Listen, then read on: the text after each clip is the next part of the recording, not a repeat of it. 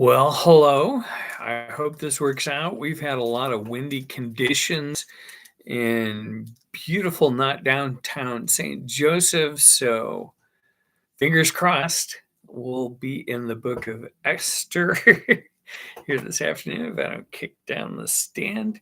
Um, Normally we're going chronologically through the books of the Bible, and we were looking at Jacob last week, and on occasion, God's gonna do something, and we'll just briefly do something else. So that's what today is. Something else. This is why I love the book of Esther. Um, Esther is like 6 sections, and it's well constructed in its literary form. There's a tremendous crescendo, a build up, a flow of events. It just builds to this pivotal point, and then it just kind of there's problems, there's tension, and final solutions are unexpected. But if you've read it before, you know that it is amazing, and the reader is never bored. What's the purpose of the book of Esther? It's to show God's sovereignty, even in the midst of people's problems. And so, my phone is weird. Not my phone, my watch. My phone's weird too. So, yeah, there were trials to be found at Jerusalem at this time frame, just like there are trials in our lives constantly. You're either going into a trial, in the midst of a trial, coming out of a trial, or all three. And so it can be difficult to obey the will of God in the midst of a trial. And really, someone said that the only thing that's more difficult is not obeying God's will as you're going through a trial. And so, where we're at in the background to the book of Esther, it's going to take children of Israel 4 months to travel from Shushan to Jerusalem. So we're going to be looking in the period of time, I believe, between chapters 6 and 7 of Ezra. But then when it gets to Nehemiah, it's going to take 52 days to build the wall. They decide not to be in a 6-month endeavor, and then they end up going through a year-long trial. So with God, with Jesus, it's always best to say yes and amen. Otherwise, it sucks. So Esther means star in its Persian form. Hebrew is Hadassah, like myrtle. The Latin name is Hester, and Esther is a woman.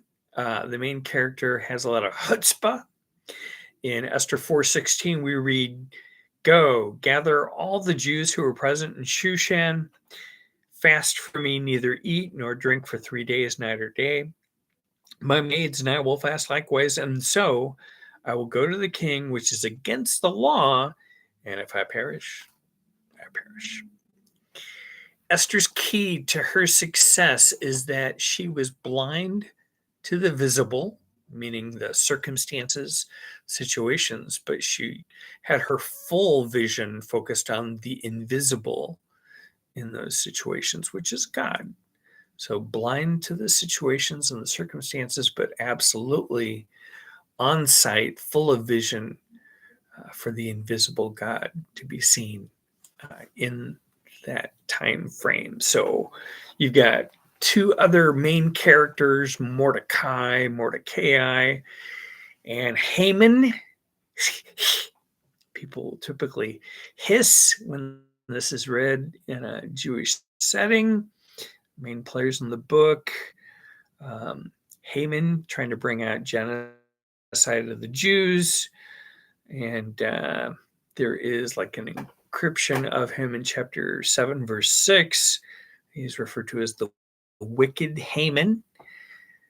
Never good if you're referred to in the Bible as wicked, just an aside there. For those of you that like weird stuff, the numerical value of the Jewish name Haman comes out to 666. So Every story has its antagonist, and Haman ends up kind of being like the Adolf Hitler of the Old Testament. According to Esther 3:13, he tries to exterminate the Jews. Even today, when Esther's read by the Jews, they boo, they hiss, and I guess they spin rattles when the name Haman is used, which will be fun behind a drum set, the rattle, not the Haman. The book ends with the new feast, the Feast of Purim. And that's where they do this, and they read this incredible book. And so Haman is this kind of interesting type of antichrist, wants to wipe out all the Jewish believers. And we see God behind the scenes. He's working all things in history, which is his story. And he's working all things together for good to us. But it doesn't mean that we see all of his workings, but we know and we trust, and based upon his character and his nature, he's going to act in accordance with that. And so, Haman's going to end up getting destroyed on his own gallows, which was not Haman's plan. The book of Esther is written on a scroll. It's called the Megillot, Megillot. It's a scroll of 5 books. So you have specific books read at specific feasts in Israel. So Song of Solomon, the Jews read at Passover. Ruth, incredible, one of the greatest books in the universe, read at Pentecost. Lamentations is read at the Feast of the Destruction of the Temple, and that would make sense. However, Ecclesiastes is read the Feast of Tabernacles. It's a little bit of a head scratcher there for me. But on the Feast of Purim, Esther. And it's a crisis book. It shows that God is the God of crisis, as well as when situations and conditions are under control. But they're always under his control, these times, these good times, these crisis situations. So despite our perspective, I never get in a situation too tough for God to maintain control over. Never. So the book introduces in the first 5 chapters to us to a crisis, and then chapters 6 through 10, the crisis is overruled by God's providence. So possible genocide with the Jewish race, that's a problem. This is before Messiah comes. What's unique about the book of Esther? Well, there are 2 books in the Bible that are named after women. So you've got Esther and rhymes with tooth, Ruth. Okay. Love that baby. And the name of God is not written in the book of Esther. No references to heaven or hell, worship or prophecy. Very interesting book. Many Hebrew scholars believe that the events of Esther occurred in Persia.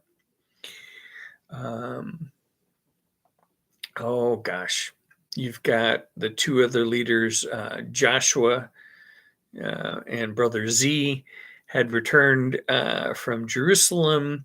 Mordecai, Esther, and a large percentage of the Jews remained in Persia/Babylon. So Babylonian captivity, there's 70 years. In that time, there was prosperity there. They were blessed by God, and God's blessing was promised in Jerusalem. So some people think that God's name is purposefully withheld from the book because he's silently moving behind the scenes, and we still see God even though his name doesn't appear. Some other reasons that some people feel like God didn't associate his name with the book right on the surface is that the Jews, when the doors were open for them to leave the Babylonian captivity, only had 50,000 compared to the several million that have been in captivity. And so 50,000 with Brother Z, a few thousand with Ezra, but they should have had all the Jews should have been gathered together, and they weren't. And so, Jerusalem is the land of promise. But Esther shows us that while we can't always see God, God always sees us. And while we can't see him readily, we may not see him miraculously, we are never out of his sight. So having said that, there are 4 acrostics. So there are 4 encryptions of the name of God in Esther. It's a literary feature that you see in the Bible, probably most clearly seen in Psalm 119. It was one of the ways that an acrostic was used is that, like, there are 176 verses in Psalm 119. So as you begin verse 1 of Psalm 119, you're going to see Aleph, the first letter in the Hebrew alphabet. And then after the verse 8, verse 9 starts with the next letter. You go through the entire Hebrew alphabet. So you can learn that reading soul food, S-O-U-L. So what's interesting is that in this acrostic, whoever the writer was to use, you've got letters of the Hebrew alphabet, and over a sequence of verses, you see Yahweh and one. I am that I am. So Haya, Haya, Haya, Haya, something like that. Yahweh is there 4 times in the encryption. So in chapter 1, verse 20, chapter 5, verse 4, chapter 5, verse 13, and chapter 7, verse 7. Love my writing. It's edifying. So they're all interesting junctures of the book. Some of the Hebrew ancient scrolls of this have darkened or enlarged letters to make it obvious to the reader that these acrostics were intentional, supposed to be there. And so as we go through, we're going to see what God has revealed to us. The date in which Esther was written, again in the Persian era, in Israel's history, so 483, 471, excuse me, BC, again between chapters 6 and 7 of the book of Ezra. So dealing with the Jews that stayed in Babylon. They didn't want to go to Jerusalem. The author is unknown. Some of the candidates might think it's Mordecai. Some think Ezra or Nehemiah, due to similar writing styles. If we care, we'll find out when we're in heaven. Esther covers 10 to 12 years. This chapter is going to set up for us just the Persian Empire's immensity.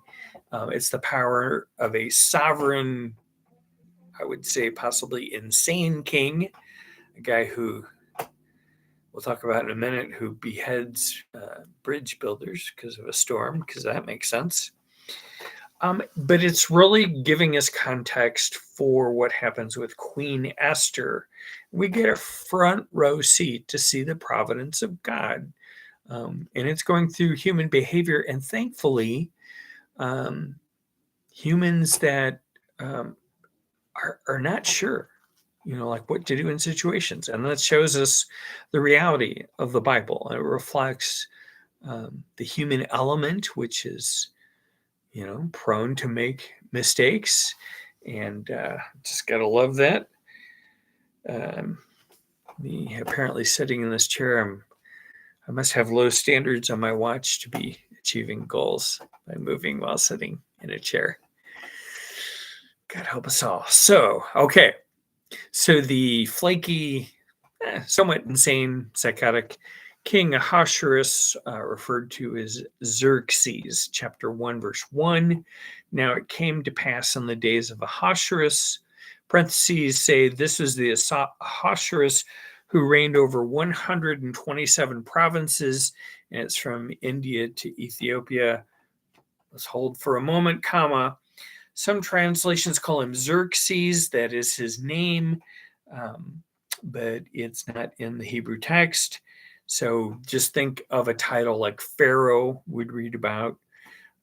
Obviously, in the book of Exodus, even we think the name Abimelech in the Old Testament refers to a position, a king. And so Looks like Xerxes. No, Ahasuerus means king of kings. He's a madman. He's a flake. He was the emperor of the greatest kingdom known to man, but you just never knew what personality, what disposition you were going to get with the Ahasuerus. So, what I referred to earlier, there was this time where he orders a bridge to be built over a Hellespont. When it was built, then the storm comes. It blows the bridge down. Now, catch this. Xerxes he's so furious, he sends out his soldiers to scourge the sea, to beat the water, and then to even throw shackles into the ocean as if that could shackle the water. Right? He's not, people are knocking, but I don't think somebody's home with this guy. So he ends up beheading every one of those builders because weather. So yeah, it'd be safer to probably be his pig, kind of like Herod in the New Testament. Nobody's going to worlds of fun with this guy on purpose. He's got a friend. Another interesting historical anecdote. His friend is an ally, joins with him in battle. He puts forth such an enormous sum of money to Ahasuerus in order to fund the battle. So good guy. Ahasuerus was so touched that he was willing to pay for the war, that Ahasuerus sent all the money back. He footed the bill for the Persian army himself. So in this column, plus, check. Good, Ahasuerus. But wait, there's more. Then it wasn't very long after that, heading out to another battle, same guy, that this guy's got one more son left to carry on his name. One son left.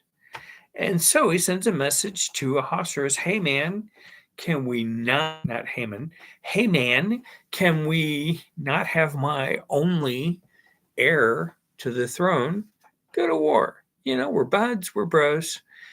And Ahasuerus was so offended, apparently he wasn't in the mood for that kind of a letter, and he cuts the guy's son in front of him in two. Makes the man go to war with him. The king is in the front lines of the battle. So this guy is flaky. Choose a mood with the king. So, verse 2, in those days when King Ahasuerus sat on the throne of his kingdom, which was in Shushan, the citadel. I love to say Shushan. It was so hot in the summer in Shushan that if a lizard or a snake tried to get across the road, they were dead by the time they got across. So that's why the snake went across the road. All right. Shushan, or Susa, the capital of Persia, is located in southwest Iran. It says the citadel. And so that's a fortified fortress. It became like the winter residence of later Persian kings. Most of the action of this book takes place right here in the Winter Palace. This city is also the location of chapter 1 of Nehemiah. All right, verse 3.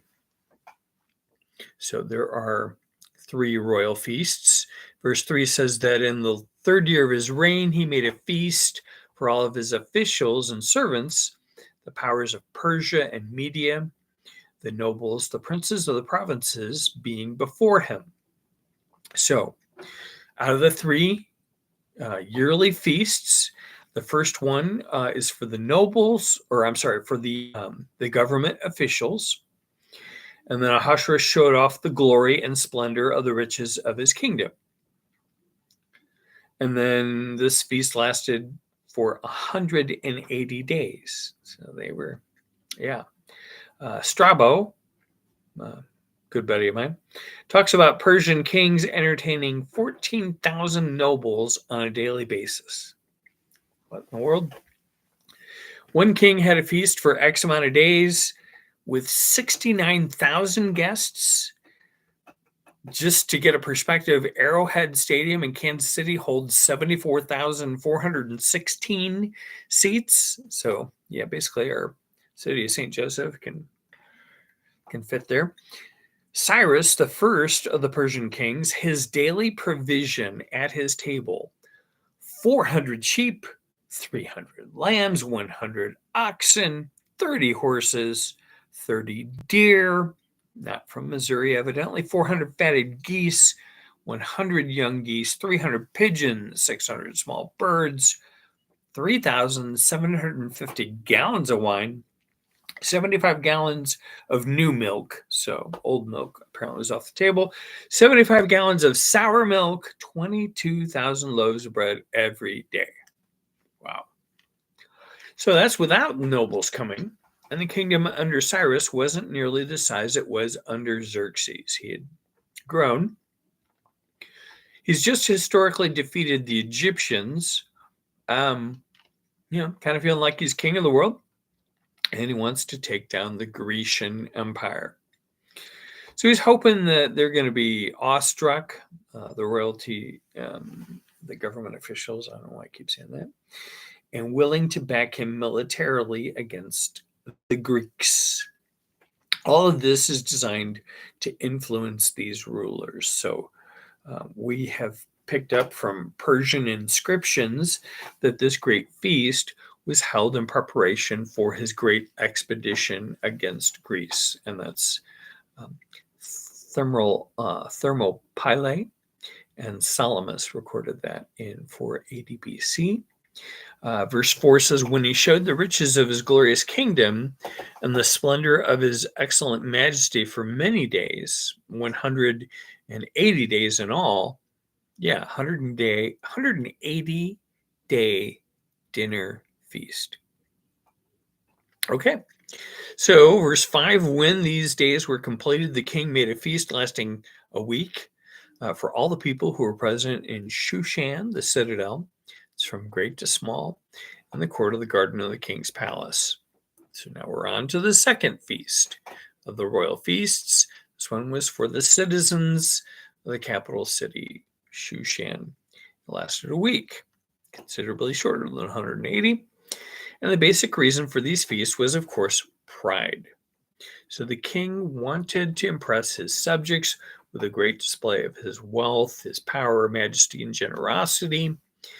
And this would have been typical, what we read of the Gentile leaders in the New Testament, when it says the way that the rulers of the Gentiles lorded over them, and those who are great, they exercise authority over them, and that's in Matthew 20:25. So there's little doubt that Ahasuerus paid for this feast out of the public treasury. So the people were paying for all this. Verse 6, there were white and blue linen curtains fastened with cords of fine linen and purple on silver rods, marble pillars. The couches were of gold and silver on a mosaic pavement of alabaster, turquoise, and white and black marble. So this was opulent. In the ancient Hebrew, the white material, when it says white and blue linen curtains, is literally described as white stuff. White stuff. So maybe evidence that Esther was written by a man. But thank you very much. Verse 7. They served drinks in golden vessels, each vessel being different from the other, with royal wine in abundance according to the generosity of the king. All right. Herodotus said that Persia's wealth and magnificence dazzled even Alexander the Great, and I would think that would be difficult to do. When more than a century later, he entered the palace at Susa and found 40,000 talents of gold and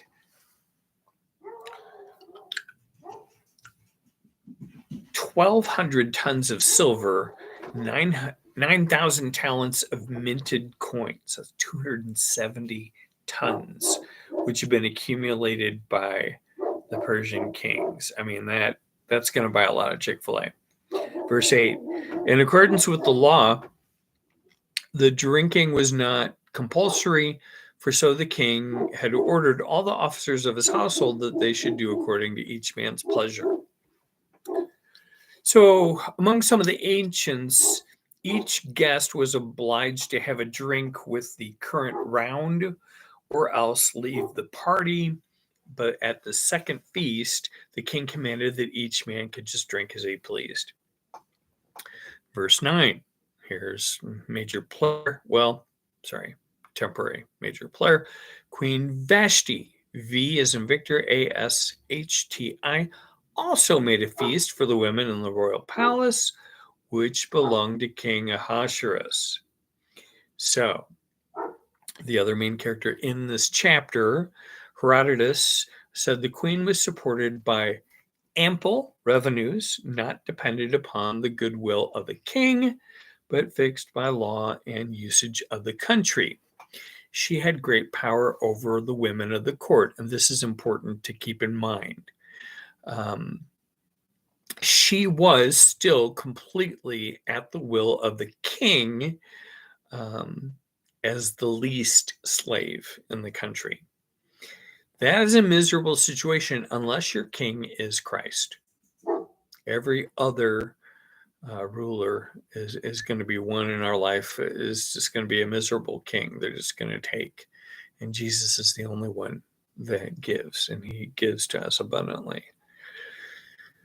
So to be a galley slave in his kingdom is freedom, but in this life, know that other available masters are cruel.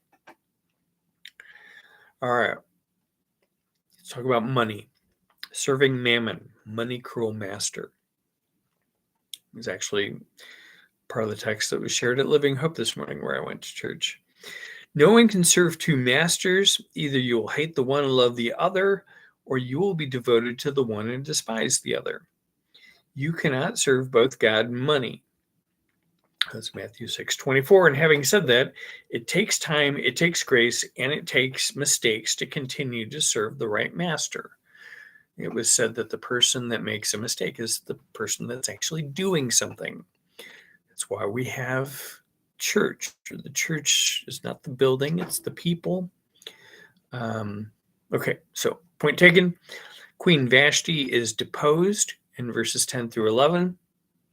And Ahasuerus demands that she display her beauty before the guests and the feast. And I don't think that was her nail polish. Verse 10, on the seventh day, when the heart of the king was merry with wine, just merry with wine, he commanded Mehuman, Biztha, Harbona, Bigtha, Abagtha, Zether, and Carcass, 7 eunuchs who served in the presence of King Ahasuerus. So the heart of the king is merry with wine. He's drunk. That's pretty much the simple translation. Verse 11. So what he wants to do is to bring Queen Vashti before the king wearing her royal crown. And I think that was probably all she would have been wearing in order to show her beauty to the people and the officials, for she was beautiful to behold. Okay. Jewish tradition says that this request came from an argument among the men at the feast as to which country had the most beautiful women, because that's important. Ahasuerus decided to settle the issue by making his wife public display. And it doesn't equate any value to her about who she is. She's certainly more than even, yeah, it's ridiculous. So she was beautiful to behold. So it's not specifically stated, but what's implied here in the text is that she was supposed to display herself immodestly. Older Jewish commentators suggest that she was to appear again only in her crown. Josephus, Jewish historian, says that in Persia, strangers were not allowed to look at a man's wife. Wow. Whatever the reason, whether it was cultural or personal, she would not come before this large group of drunken men. Good for her. Well, yeah. Verse 12, but Queen Vashti refused to come at the king's command brought by his eunuchs. Therefore, the king was furious, and his anger burned within him. poor, bad man. The Roman name for the Greek god is Bacchus. He was the god of wine. Dionysus. Proverbs 20, verse 1 says, wine is a mocker, strong drink is a brawler. Whoever is led astray by it is not wise. Isaiah 5:11, woe to those who rise early in the morning that they may follow intoxicating drink, who continue until night till wine inflames them. So the narrator implies that the king is under the influence of alcohol. Not a surprise that even today you can see older written signs from the past, and wine and spirits are listed there. And just think about this. I mean, there's nothing in the Bible that condemns alcohol. They certainly didn't have water purification back then. But also, too, in the New Testament, we have evidence that, Christians would have diluted wine compared to their pagan counterparts. But again, so what this is saying is that in his normal right mind, the implication is that he would not ask his queen, the woman that he's married to just show her off like she's some kind of, article of furniture or something, like she's, not a soul, a breathing, living person. So Persian court was not a safe place. And when absolute power is combined with decadence, ruthlessness, nobody's safe. Kings were not accustomed to being refused. And what you have to think also is that, remember, we had already read about Vashti's influence over women. So then their thought was that if the king went along with this or whatever, then it's going to send a message to all women that they're not property. But nevertheless, was she wise? Was she foolish in not attending such a feast? Well, Proverbs 23:20 says, do not carouse with drunkards. Plutarch, the Greek biographer and philosopher, said the habit of a Persian king was to have his queen by his side until he wished to riot and drink. Then he sent her away and called the wives of inferior rank his concubines. All right. So Ahasuerus went from a week of feasting to drunkenness to wanting to show off his wife's good looks. It was a breach of custom for an Eastern woman who usually lived in seclusion to show her beauty. We can even see that today. And he's stripping her of her honor. And we do that today when we objectify women. It's a disservice to both sexes because then value is based upon that which is outward. And we know from the Bible that God looks at the heart, that it's man that looks on outward appearance. Men and women, people, young people, we look upon the exterior, but God's looking at the interior as the valued part of a man or a woman. So, we're looking how men treat women. Is she an object to him? Yeah, he is in this drunken state. So, women, we need to keep the mindset that, we dress in a way that honors God, who's always watching. Men too. Romans 14:13 says, resolve this not to put a stumbling block or a cause to fall in our brother or sister's way.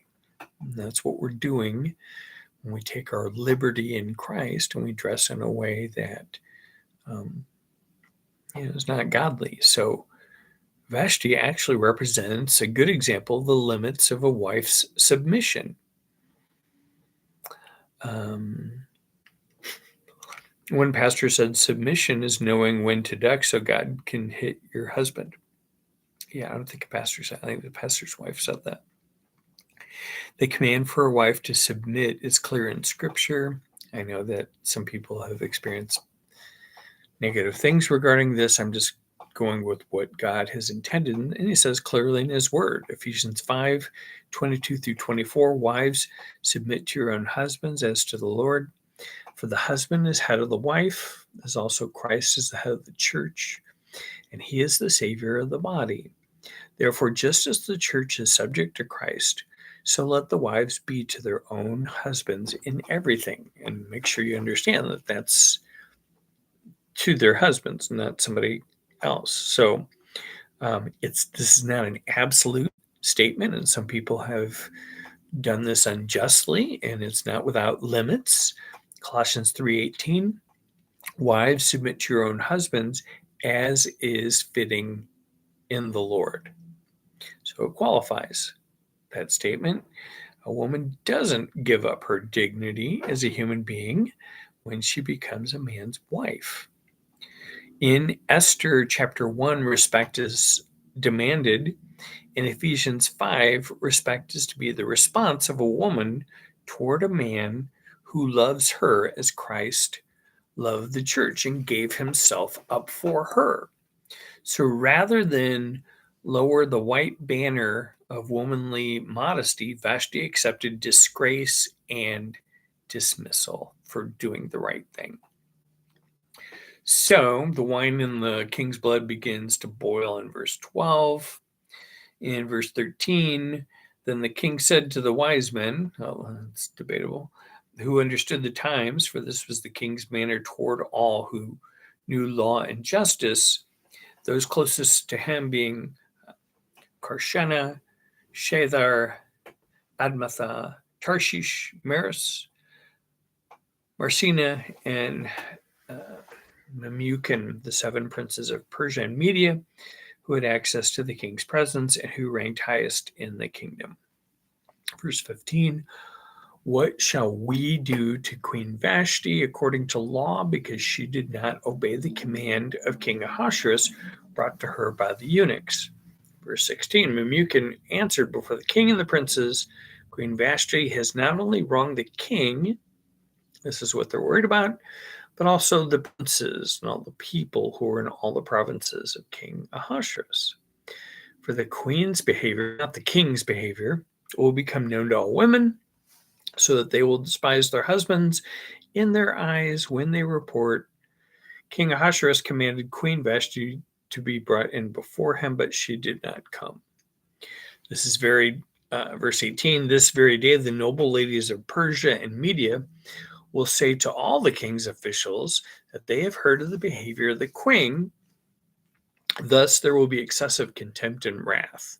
Verse 19, if it pleases the king, let a royal decree go out from him, and let it be recorded in the laws of the Persians and the Medes, so that it will not be altered, that Vashti shall come no more before King Ahasuerus, and let the king give her royal position to another who is better than she, who has no morality. This historical edition is only known from the Bible. Compare it with Esther 8:8, Book of Daniel, chapter 6, verse 8 and 12 and 15. This may have been a literary device used by the writer to ridicule the Persian government. Their unchanging laws were changed by Yahweh's powerful presence with his covenant people. So let's read on. Verses 20 through 22, when the king's decree which he will make is proclaimed throughout all his empire, parentheses, for it is great, all wives will honor their husbands, both great and small. And the reply pleased the king and the princes, and the king did according to the word of Memucan. Then he sent letters to all the king's provinces, to each province in its own script, and to every people in their own language, that each man should be master in his own house and speak in the language of his own people. That Vashti shall come no more before King Ahasuerus, and let the king give her royal position to another who is better than she. So when Ahasuerus heeded this advice from Memucan, he showed himself to be unreasonable and wrong, and he should have honored the dignity of the queen. And to be honest with you, that would say more about him. I mean, it already says a lot about her, but it would say even better things about him if he was true to his title. Remember, his title means King of Kings, but he's taken down notches with this kind of actions. And, he would have showed honor to his queen. He's in he's in a responsible position, which we are as leaders in Christ, and we are to show respect for our spouses. And to do so, to dishonor our spouses, in a lot of ways, says not only a lot about us, but especially about the God we serve. It's a reflection upon who God is. Okay. Again, to reiterate, the purpose for this harsh treatment of Vashti is an example for the other women, so they don't do what she did. They're afraid that they are going to follow suit. It would be pandemonium. Ephesians 5:33. I mean, that's, for any of you that wants to do marriage counseling, pre-marriage counseling, you want to go to Ephesians 5, wonderful chapter. The goal of a wife is to honor her husband, right on. But clearly, the means to achieve this goal are not godly in this context. A wife's respect is the most precious gift that she can give her husband. However, the root of this has nothing to do with godliness. And the king knows better. So we're going to stop here. God's love towards those who believe in him is freely given. That is worth everything. And that's why we need to give it out. And that's evidence that we have received that. We've received that gift. God has shown us respect. He has shown us through his grace that he freely bestows upon us as kids when you're a believer in Jesus Christ. We don't earn it. In fact, in a lot of ways, we've disearned it. We foiled plans. So God probably, without a doubt, could use us in greater ways if it weren't for us living by the flesh instead of the spirit. But here's an example of where much light is given, then much is expected.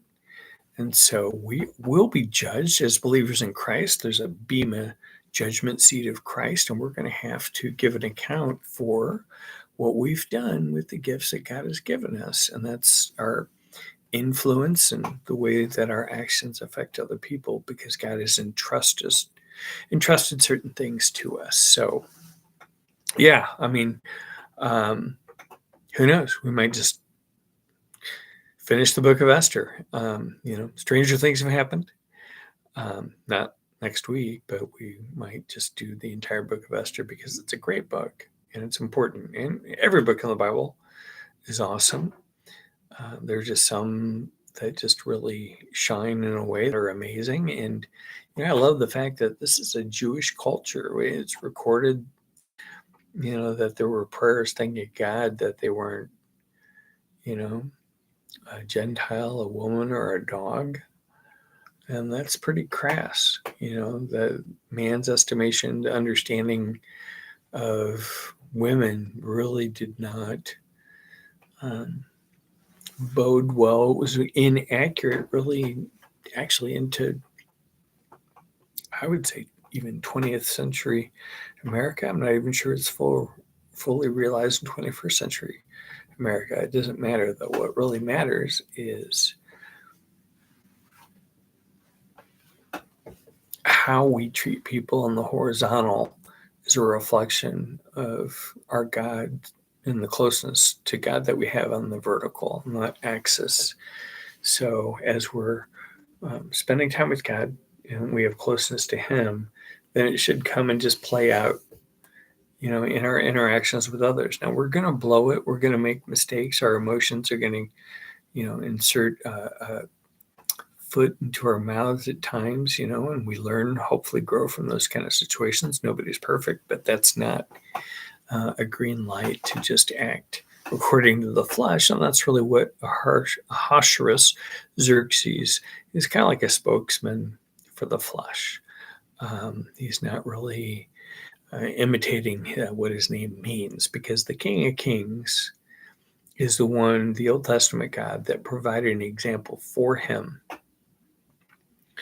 of how to treat people. So anyway, those are a lot of words. I'm glad that we're able to record this. The first one, for whatever reason, stopped working. I don't know why, maybe wind, who knows, but God bless you guys. And I hope this is a blessing to you. I hope you spend time in Esther. That's the goal, the end game. I want you guys to, if you watch this, to think, wow, man, if this guy can do it, I can do this, because that's the goal. So God bless you, and hopefully see you next week.